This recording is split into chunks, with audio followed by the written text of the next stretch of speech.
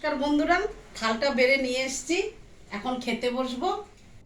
তবে আজকে আমি রান্না করেছি মঙ্গলবার, বেশি কিছু করিনি। তবে মা যেইভাবে জোগাড় করে দিয়েছে সেই জোগাড়টাই আমি করেছি। যখন রাঁধতে বসিস তখন সব মনে পড়ে, এইটা রান্না করব, এই করব।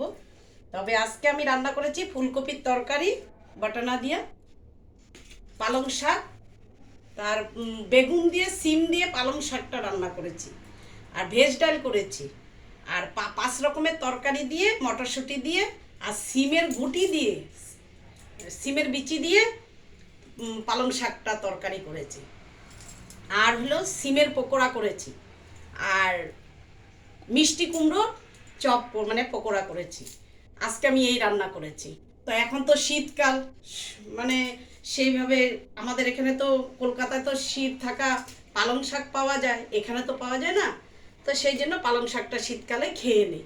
তবে আমার থালটা কেমন হয়েছে সাজানো, লাইক করবে, কমেন্টস করবে, শেয়ার করবে।